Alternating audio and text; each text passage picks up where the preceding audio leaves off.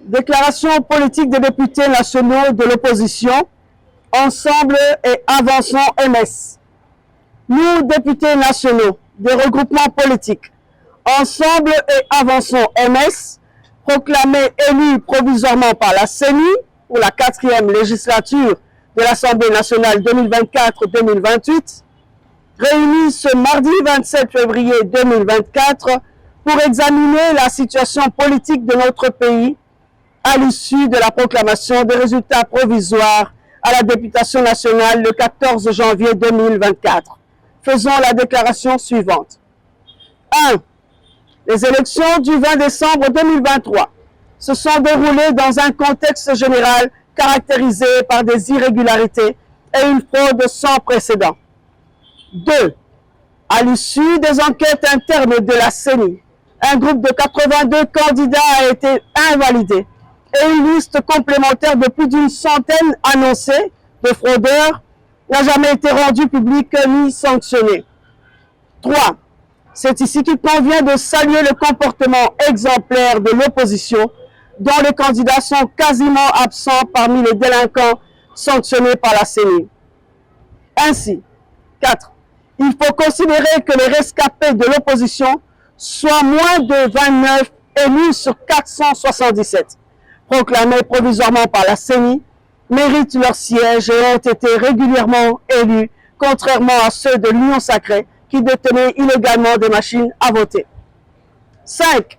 Cependant, force est de constater à ce jour que l'Union sacrée, qui détient plus de 95% des députés à l'Assemblée nationale, s'acharne sur la vingtaine d'élus d'Ensemble et d'Avançons MS dans des procès à la Cour constitutionnelle pour récupérer indûment les sièges que nous avons difficilement acquis. 6.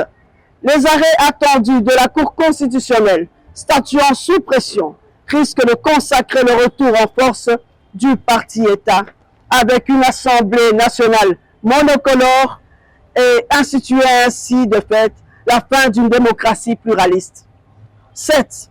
Nous en appelons au président de la République, magistrat suprême et au juge de la Cour constitutionnelle à un dernier sursaut patriotique pour sauver ce qui reste des acquis de la démocratie de l'Assemblée nationale.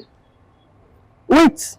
Cet appel à sauver la démocratie de notre pays s'étend à la protection de la liberté d'expression, à la libre circulation des personnes, notamment pour notre président Moïse Katumbi Chapwe, et à une justice équitable. 9. Dans ce contexte que nous en appelons, c'est dans ce contexte que nous en appelons à la libération des prisonniers politiques.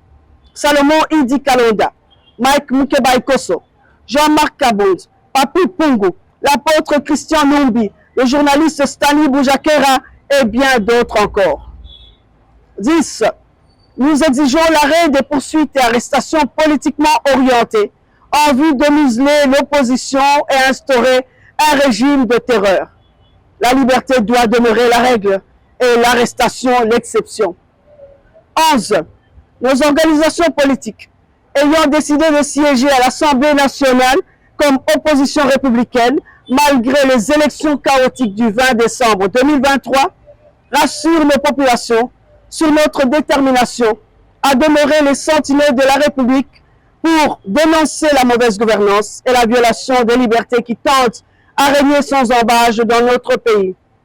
12. Enfin, nous saisissons cette occasion pour soutenir nos populations meurtries du Nord Kivu et de l'Ituri, condamnant l'agression de notre pays par le Rwanda à travers les forces négatives et réitérant notre soutien aux forces armées de la RDC et alliés, fait à Kinshasa le 27 février 2024, les députés.